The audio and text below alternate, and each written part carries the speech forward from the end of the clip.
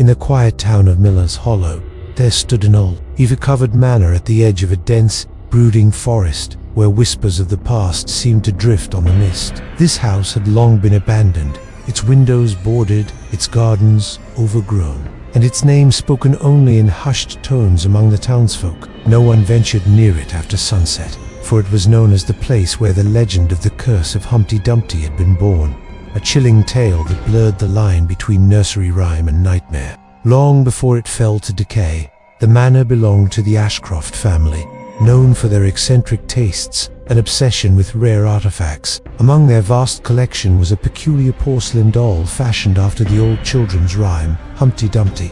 But this was no ordinary doll. With glassy, unblinking eyes and a cracked smile that seemed to stretch wider with every glance, the figure was rumored to have a dark history even before it entered the Ashcrofts' possession.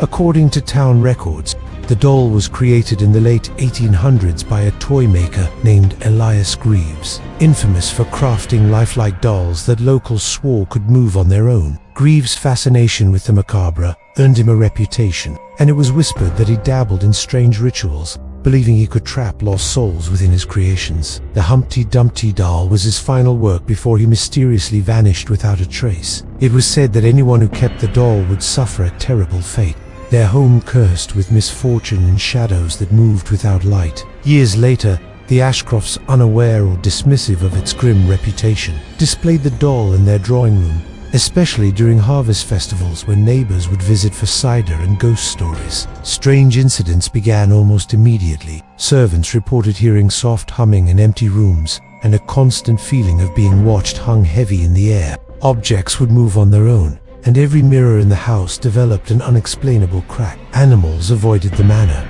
and the once vibrant gardens withered overnight. Then came the disappearance of young Alice Ashcroft, the family's only daughter, who vanished one stormy night, leaving behind nothing but a single porcelain eye on her pillow and the Humpty Dumpty doll, now mysteriously seated at the foot of her bed. No trace of her was ever found, and the family, overcome by grief and terror, abandoned the manor within weeks. For decades, the house lay silent, save for the occasional brave soul who ventured to close, only to flee after hearing soft, childlike laughter or seeing a pale face in the window. Locals swore the doll remained seated by the hearth, its cracked grin wider than before. The legend grew, and soon, no one dared speak of the Humpty Dumpty curse. It wasn't until the modern day, in the year 2025, that the story would resurface. A documentary filmmaker named Clara Monroe, specializing in local folklore and haunted artifacts, arrived in Miller's Hollow with the goal of uncovering the truth behind the town's most chilling legend. Driven by skepticism and curiosity, she sought permission to explore the Ashcroft estate and document her findings for a horror web series titled True Terror Files Official. The townsfolk warned her to leave it alone, recounting the old tales of those who had trespassed on the property and never returned the same. But Clara was undeterred. On the eve of her investigation, an elderly woman named Mrs. Edith Klein approached her with a bundle of faded letters and a locket containing a photo of young Alice Ashcroft. Edith revealed that she had been the last person to see Alice alive, having worked as a maid in the house as a teenager. In her trembling voice, she spoke of hearing a soft voice calling Alice's name from the nursery mirror, and of the doll's eyes following anyone who entered the room. She recounted the final night vividly, how thunder shook the manor and shadows danced on the walls. Alice had been playing near the fireplace when Edith left her for just a moment. When she returned, the girl was gone, and the Humpty Dumpty doll sat upright in her chair, one hand now resting on Alice's toy lamb. No one believed Edith then, dismissing it as grief-stricken imagination, but the memory haunted her into old age. Armed with these testimonies, Clara entered the manor with her camera crew. The house was a decaying shell of its former self, the walls stained with age, the air thick with the scent of mold and forgotten memories. Every creak of the floorboards echoed like a warning. In the drawing room, amidst dust-covered furniture, sat the Humpty Dumpty doll. Its once vibrant, paint-faded, its porcelain surface marred with new cracks that seemed almost deliberate, forming the suggestion of a sinister smile. The crew set up their equipment, and as dusk gave way to night, the atmosphere grew heavy. Soft tapping sounds emerged from unseen corners, and the temperature.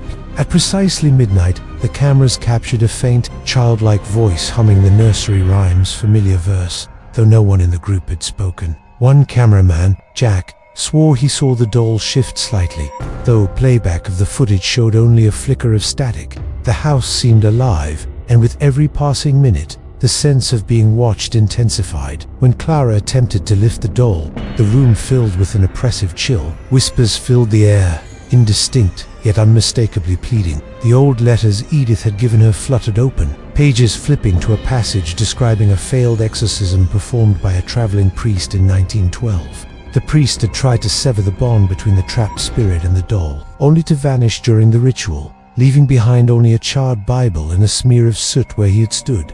The Ashcrofts had hidden the incident fearing scandal. As the group debated leaving, an antique wall clock struck an impossible 13 chimes. The lights dimmed, and the nursery door creaked open, revealing a corridor that hadn't existed on the house's blueprints. Against all better judgment, Clara entered, her camera capturing fleeting shadows darting just beyond the frame. The corridor led to the abandoned nursery, untouched for decades. Toys lay scattered, a faded rocking horse swayed gently, and in the center of the room sat the Humpty Dumpty Doll, though they had left it in the drawing room. Clara, determined to document every moment, began reading the last letter from Edith aloud. It described how Alice had spoken of an Eggman who visited her in dreams, telling her riddles and leading her to a secret room where she could play forever. The letter ended abruptly, the final words smeared in ink. As Clara finished reading, the doll's cracked eyes glinted in the dim light, and an old music box began playing on its own.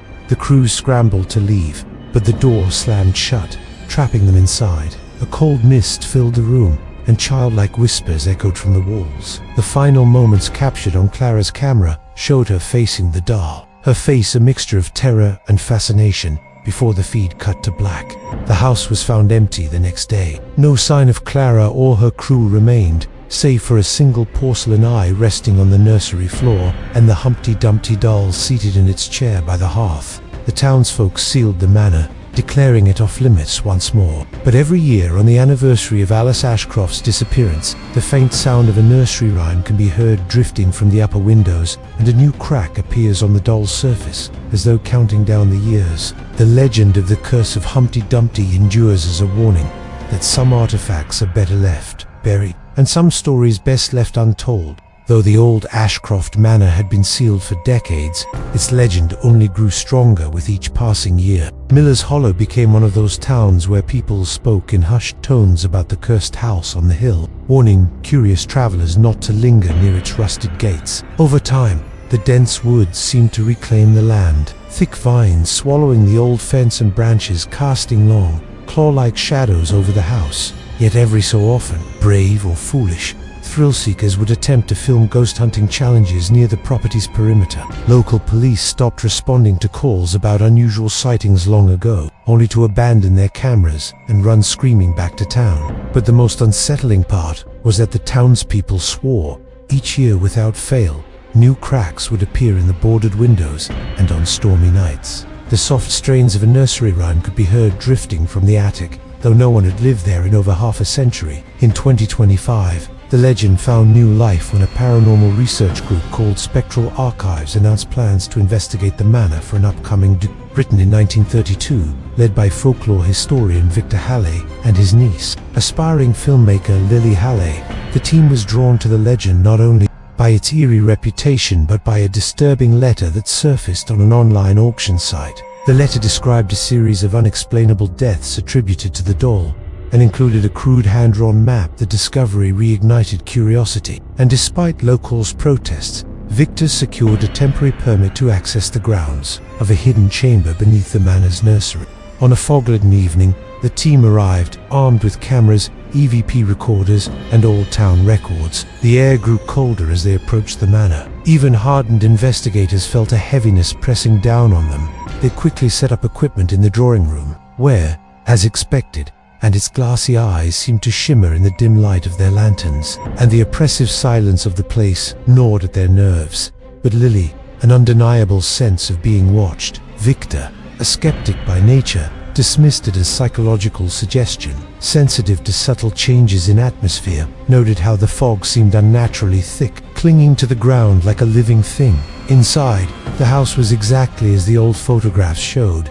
Decayed wallpaper, peeling from walls. Victor, though unnerved, chalked it up to atmospheric contamination. Furniture draped in cobwebs, and the faint scent of long-forgotten earth mingling with mildew. The Humpty Dumpty Doll still sat. Its cracked porcelain face bore the same unsettling smile. Some speculated it was a storm shelter. Lily felt an instinctive unease and asked Victor if they might consider leaving it untouched. The records, however, stopped short of explaining its true purpose. But Victor, eager to capture proof of the supernatural, insisted on moving it for their EVP session. As the group began asking questions aloud, classic inquiries like, "Is anyone here with us? And who resides in this house?" Dozens of porcelain doll parts lay strewn across the dirt floor. Their cameras picked up distortions, brief flickers of shadowy shapes moving at the edge of the frame.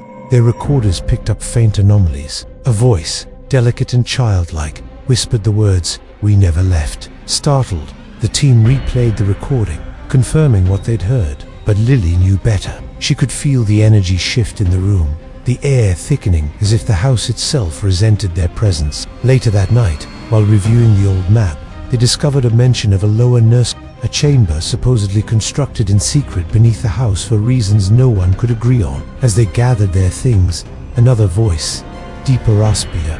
Others claimed it was a punishment room for misbehaving children. Following the map's crude directions, the team pried open a trap door concealed beneath a tattered rug in the nursery. Dust rained down as the old house responded to their intrusion. A narrow staircase descended into darkness, the walls lined with ancient bricks damp from decades of neglect. Victor led the way, his flashlight beam cutting a narrow path through the gloom.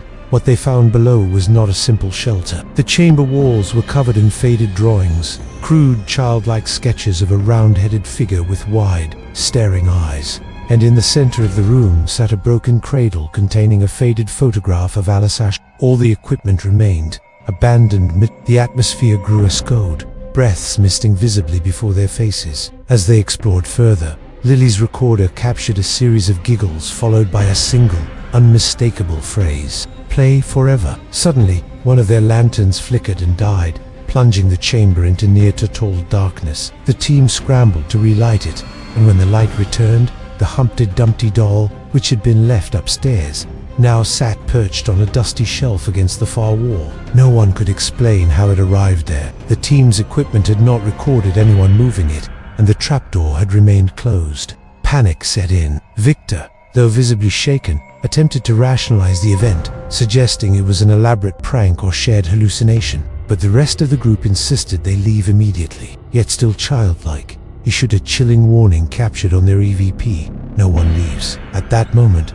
the walls seemed to groan, the ceiling above them creaking ominously. They made a hasty retreat, but as they reached the nursery, the door slammed shut of its own accord. Despite their combined strength, it refused to budge. The room filled with a bone-deep cold, and shadows coalesced in the corners, forming faint outlines of small figures. The final recording from Lilia's handheld camera captured a message, scrawled onto the nursery mirror in what appeared to be condensation. "Still here, still playing." The next day, locals found the manor empty once again. The only evidence of the group's presence was a single porcelain eye left on the windowsill and an old, dust-covered camera that, when played back, showed only static interspersed with brief flashes of a smiling doll. The manor was resealed, declared a danger zone by local authorities, but whispers persisted. Every year on the anniversary of the Ashcroft tragedy, lights flickered in the upper windows, and a soft voice carried through the wind. The legend of the curse of Humpty Dumpty had claimed more victims, adding new names to its long list of the lost. Days after the disappearance of Victor Hale's team, whispers spread like wildfire through Miller's Hollow. The authorities, weary of years of superstitious tales, refused to open a formal investigation, leaving the manor untouched once more. But word of the incident found its way online through leaked audio files and corrupted video snippets retrieved from Victor's last broadcast. These fragments, short bursts of static and glimpses of the doll's ever-smiling face, drew the attention of an underground network of paranormal archivists, groups dedicated to preserving the lost stories that official channels chose to ignore. Among them was Evelyn Cross, a folklore documentarian known for pursuing long-abandoned legends. To Evelyn, the curse of Humpty Dumpty wasn't just another haunted house story. It was one of the last surviving pieces of forgotten folklore that carried the marks of something ancient, something older than the town itself. Determined to find closure for the victims and uncover the manor's true history, Evelyn traveled to Miller's Hollow under the pretense of researching Victorian-era architecture. The townsfolk, wearied by years of tragedy, warned her to leave it buried, but Evelyn pressed on. She obtained access to the sealed manor with the help of local historian Marcus Dale, who had quietly gathered records the town council preferred hidden. Among these was a leather-bound journal belonging to Elias Greaves, the dollmaker himself, revealing that the Humpty Dumpty doll was never meant for children. It had been crafted as a vessel, a binding object for what Greaves referred to as the wayward ones, spirits too restless to find peace.